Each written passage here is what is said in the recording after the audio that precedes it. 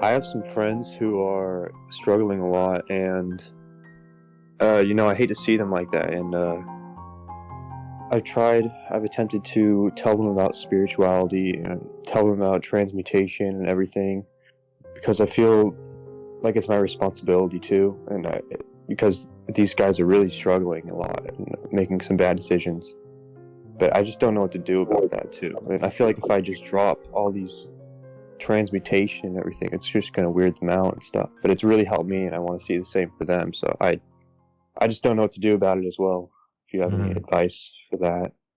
Yeah, well, it's good that you want to help others, but I said this in one of the text channels the other day, that if you have come across certain books or videos and have resonated with them, it means that something inside you is ready to hear those teachings and to integrate those teachings, because you comprehend them and you understand them at some level. It means that you're ready for something. That's not the case for everyone else, unfortunately. So something we have to all learn on this path is everyone is on their own path, and we have to learn to respect what people are going through and also allow people to go through what they're going through, because the reality is everyone does have the power within them to change and to overcome something in the depths of their intimate conscience. They have it. It's really about gauging where people are internally, and if they are receptive to, certain teachings. Like, you want to bring up some kind of teaching that you think will help them because it helped you, right? And you can test it.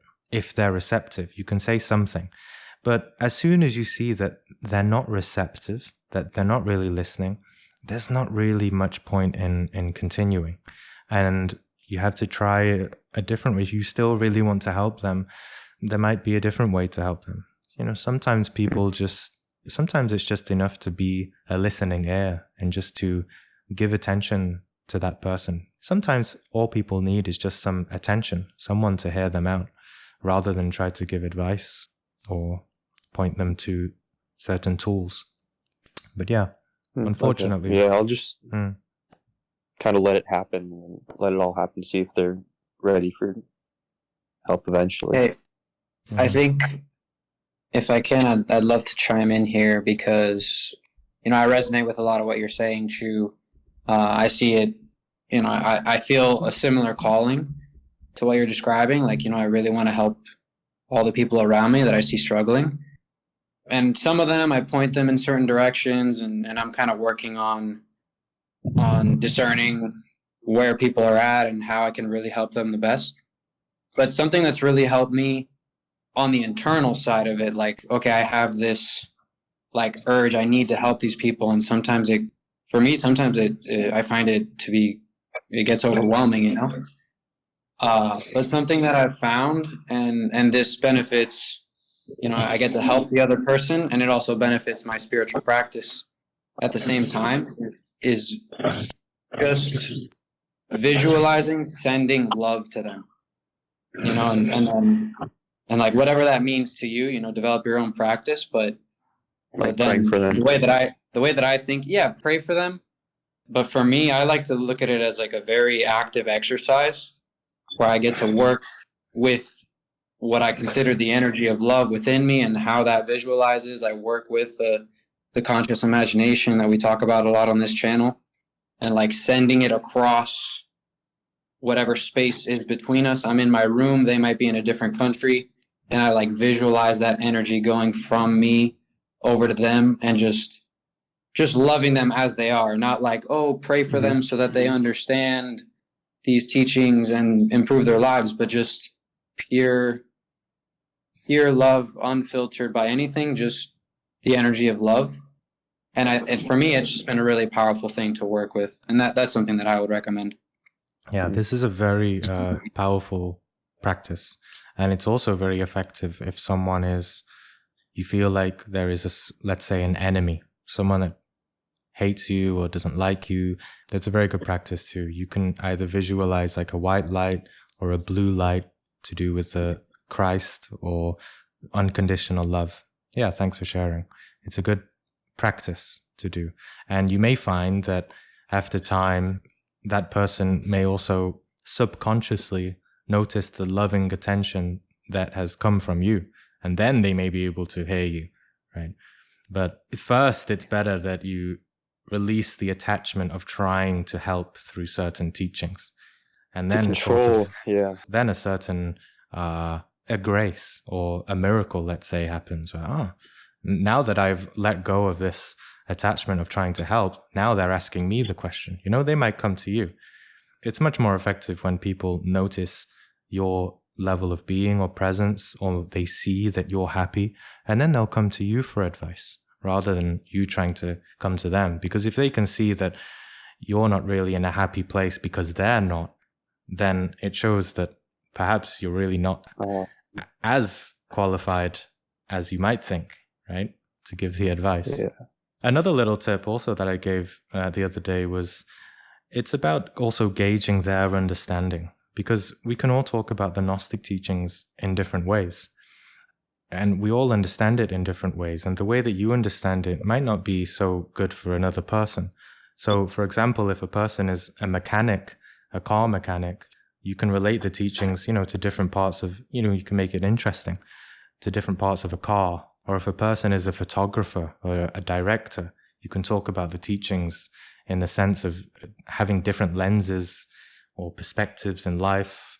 Or, the engine is the sexual center of the car.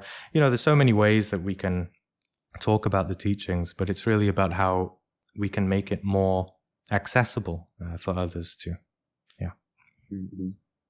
Yeah, so I get that. Let them come to you when they're ready by raising and purifying yourself too. Sure, yeah. And it's always... That's my takeaway. And it's always better to just focus on yourself. There's always a lot more we can work on. And I'll just share a little observation about this whole topic. I would say on this journey, when we're growing up, we have certain friends. And those friends, we're friends with certain people because we have certain parts of our psyche that we share with them, that we resonate with them.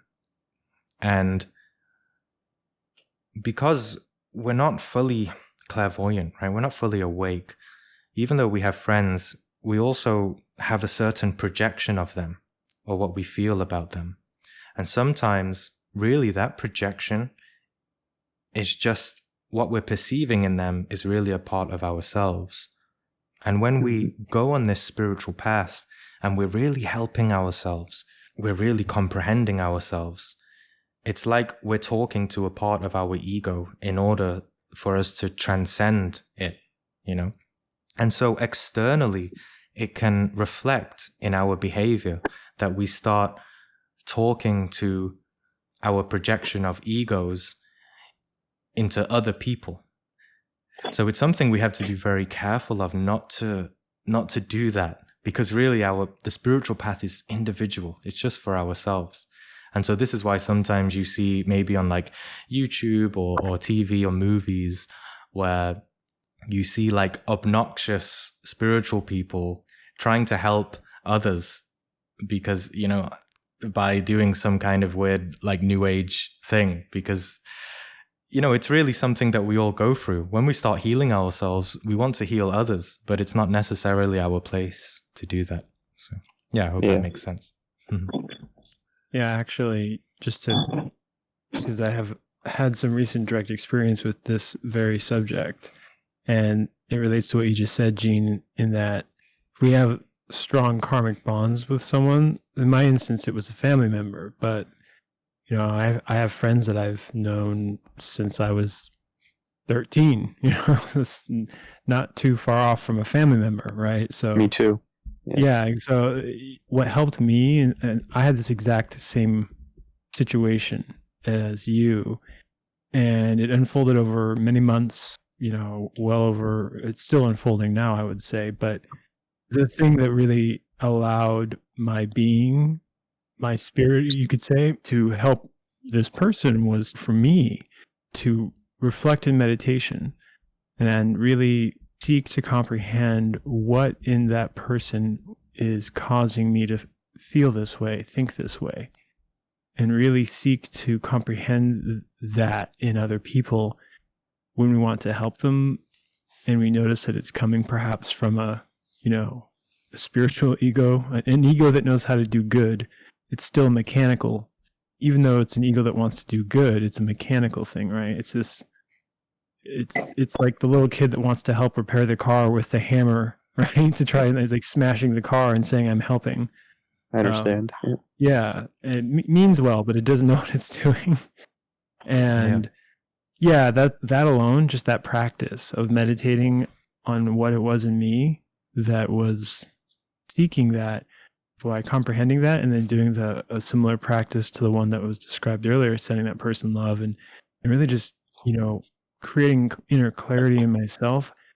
That is what then led to what Gene described, where a person will eventually just come to you and just either subconsciously or maybe even a little bit consciously have noticed that you're someone that they want to ask for help from. And that's when you can listen to intuition and help them the most. Yeah. So send them love, work on yourself, let them come to you. All great advice. Thanks, guys. Yeah, great. Thank you, everyone, for sharing. Great insights.